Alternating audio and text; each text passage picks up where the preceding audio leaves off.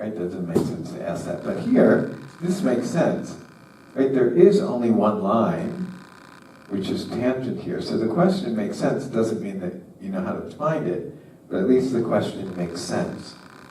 Okay? Okay, so that's what we do in this course, is we're able to find the slopes of these lines. Okay, that's what we learn about for the next 5 or 6 weeks. Okay? Now you can say, well, why? Why do we care about that? Well, first of all, because a slope is a rate of change. And rates of change are super important in any field and every field. Okay, and further, suppose I want to know the maximum profit. The question is, does that have anything to do, does the concept of slope help you to find the maximum profit? So if I ask you, what's the slope here? You don't know the answer, right? If I ask you, what's the slope here? You don't know the answer, right? But you do know something about the answer. You don't know the precise answer, but you can make some statement about it. What can you say? Like this one compared to this one. Anything? Any observation you can make? Yeah. Yeah, that's right. One is increasing, and the other is decreasing. Or the slope of one of them is positive, and the slope of the other one is negative. So at least you can say that, right? Just by looking at it. Right? Now, where is the highest point? Where's the maximum? Yeah, where is that? Well, obviously it's like around here somewhere, right? What can you say about the slope there? There's no change. Yeah, what can you say about the slope? 0, right? Where's the tangent line here? It's flat, right? So, what's the slope there? 0, right? Flat line has 0 slope. Has slope of 0, right? Okay? So, knowing about how to find slopes will help us to find maximums for functions. For example, maximums for profit function. Or you might want to be able to find the minimum of something, like the minimum cost. So if the cost function looked like this, you might like to find this point, where the slope is 0 also. Okay? So knowing a lot about slopes will enable us to find minimums and maximums of many things. So right now I'm teaching a seminar in AI, and we are talking about something called neural network. How many people have heard of neural network? Nobody? That's all I hear about. All my news feed is about neural network. We're in different worlds, right? But anyway, neural network is something for, if you want to build a self-driving car, neural network is what does it. If you want, Google is using, to predict, or stores are using this kind of stuff to predict about their customers, and and also companies trying to predict like a telephone company will try and predict which of their customers are going to quit, going to leave soon, and then they might give them a special offer, to keep them from quitting. So they try and forecast based on the data, which customers are likely to leave. That also uses neural networks. Or actually, our TA, Dimas Sensei, he's doing predicting 10. You know what 10Ks are? You know what they are? What are they, Dimas? They're annual reports, and annual financial reports. Annual financial reports. So he's trying to take all of the you know, I don't know, these financial reports, I'm not an expert, Dimas is, but all the financial, they have a lot of text in them, a lot of numbers, you know, when you have but they also have a lot of text.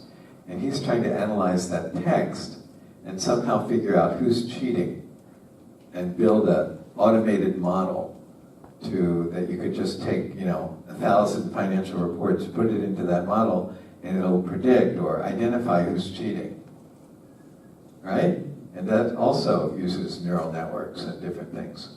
Anyway, so in neural networks, we're trying to find a minimum for something, actually. Okay, the details are kind of, we're not going to go into that. But there's some function, in order to make that, that neural network accurate in predicting these things, like we basically have to tune the neural network so that it works well. And you tune it with data. You give it more and more data, it's supposed to learn from the data. Okay, that's the way it works. So he gives it a bunch of 10Ks where he knows which ones are fraudulent, which ones aren't, and he tells it, okay, these are fraudulent, these aren't, and it's supposed to learn sort of what words happen and so on, and what patterns happen in it. Somehow it's supposed to do that. And so it's learning from the data, and we want to, so there's some function anyway, in that process that we need to minimize. And the more we can minimize it, the more accurate this thing is. It's like minimizing the error, actually. It's minimizing the error. And we use this concept in there. We use this same thing. Okay? So it's used a lot. Okay? So anyway, we want to be able to find the maximum of a function or the minimum of a function. Okay? And that has to do with the slope. Okay? Everyone, is this clear? Okay, and we have a name which we're going to learn in maybe 2 weeks from now, or maybe 1 week from now. It's called the derivative. Okay, and that's basically the slope. That means the slope. It's a way of finding the slope. Okay? So once we calculate this thing called the derivative, then I can find out what's the slope at this point, what's the slope at this point, what's the slope at all these different points. Okay? All right, so that's where we want to go. Now, I'll just give you an example of a derivative, just so you get a feeling for it.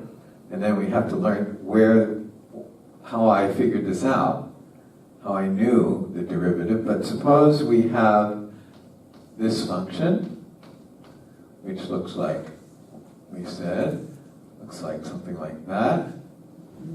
So when x is 3, y is what? For x squared. When x is 3, 3 squared is 9. So the coordinates of this point are 3, 9, right? Okay, so I know the slope here. Okay, I know that slope. And the way I know that is because I know the derivative for this particular function. So every function has a formula for the derivative. And this one is, we can write the derivative simply just like that. Y prime is the one way to denote the derivative. I know that this has the formula 2x. Okay? So if I'm right, how do I apply this formula? What does it mean? It means that if I all I need to know is actually the x coordinate to find the slope. So the x coordinate of this point is 3. So that's all I need. So I just put the 3 in here, and that tells me the slope. So the slope, according to what I just said, is 6. Okay, so this line, according to this method that I just told you, has a slope of 6. On the other hand, here is negative 3. What's the height at negative 3? Also 9, right? Okay, maybe this is negative 3. Okay? And what's the slope there? Now, before you use the derivative, is the slope going to be positive or negative? The slope here is positive, right? But the slope here is what? Negative. So whatever the answer is, it better be negative or something is wrong, right? Now I'm telling you that this is the formula that will tell you the slope. All you need to do is put in the x. So what is x? Negative 3. So according to that, the slope is negative 6. Okay? So this will work. This is true. Okay? Now I'll give you another example as well. Sort of, what do I want to say? Is will kind of give you an introduction or kind of a roadmap for where we want to go. So if the function is this, then it turns out that the derivative, which is denoted like that, is equal to this. Okay, now, I don't know if you remember what this picture looks like, x cubed, but it looks like that. So is that right? Let's try. When I put in 1 into here, what do I get? 1. 1. When I put in 2 into here, what do I get? 8. Right? When I put in 3, what do I get? 27, right? Okay.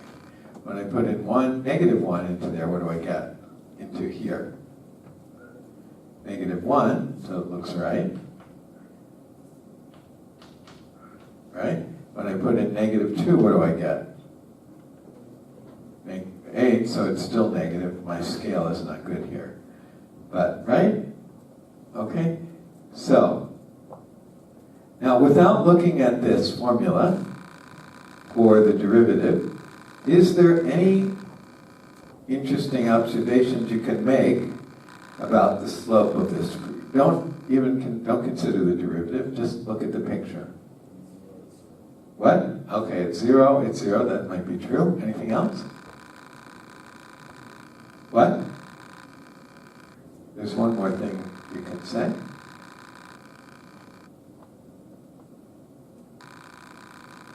It's what? Okay, that's true too. That's also true, but a little bit simpler than that. What? Right? Here, okay. I'm talking about the slope though. Is there anything you can say about the slope? Okay, is it ever negative? No, right? The slope is never negative, right? You can see that just by staring at it, right? Right? It's positive here, it's positive here, it's positive here. It might be 0 there, could be. Positive, positive, positive, right? The slope is never negative, right? You can see that, right? That's clear. Now, I told you the formula for the derivative, but then we have to learn how to do that. We're going to spend at least 2, probably 3 weeks learning this formula, how to get this formula. But I'm telling it to you now. I'm telling you it's equal to this. Is the slope ever negative? No, right? Whatever x you put in, it's never going to be negative, right? Okay, so at least the formula corresponds correctly to that point. Right? But you still don't know if it's correct. Right? But according to the formula, if x equals 2, what's the slope there? What's the slope of the tangent line? According to the formula. So this generates the slope. So when you put in 2, you get 12. So according to this formula, the slope is 12. And this formula is correct. Okay? And how about when x equals negative 3? You can also say, what's the slope there? And again, according to the formula, what do you get? 18, right? Right? right? 3 squared is 9, times 2 is 18. Okay? So, all right, so that's how you use this. And he said that the slope is 0 at 0. Does the formula concur with that? Yeah, right? When x is 0, you get 0. Okay? Okay, I may as well give you another one. I'll tell you that if you have this function, the derivative is that. Okay? So you can tell the slope now for this function also using this. And you might even see the pattern where I'm getting these from. What I'm doing is, I'm saying if you have this form, then the derivative, y prime, we read that as y, we read that as y prime is n x and minus 1. Okay, that's that, but we need to show that. I mean, I could just tell you that and say, okay, and in this course, honestly, that might be the best way to do it, because we don't have much time, really, in this course to go through all the details. But anyway, right now we're doing it by trying to go through the details, much to most students' dismay. Most students don't really care. In this school, don't care about this. Now, if you're a math student, you care about it. If you're a physics student, you care about it. But if you're a business student, most don't care about it. But we are currently going through that. Okay? So anyway, if you have this, then you get this for the derivative. Okay? And yeah, okay? Any questions about that? Okay, anyway, the derivative will enable us to know the maximum profit. It will also enable us to tune our artificial intelligence machines, right? To drive a car better, or to predict fraud better. Okay? Okay, so that's where we need to go. And then next week, we still go, we only have 5 minutes. So next time, we have to go into the details. So I need to prove to you that this is true. Even though you don't want to be proved to. You just want to use it, right? Right? Well, unfortunately, that's not the way it's going to work. So you have to learn the details. Okay? So we're going to learn why that's true. And we have to start out with another concept called the limit. And that will lead us to be able to show this. So we start out with this thing called the limit. And just a weird introduction to that idea is, can anybody give me a list of numbers, an infinite list of numbers, okay, an infinite list, so it has to have an infinite number of items in it, which when you add them all up, will be, I can say, will equal 1, or if that sounds too weird, will be bounded. Bounded means it'll never go above a certain amount. You can keep adding all the numbers in that list, it'll never go above a certain amount. In fact, I'm interested in never going above 1, but it doesn't matter. Can anybody give me such a list?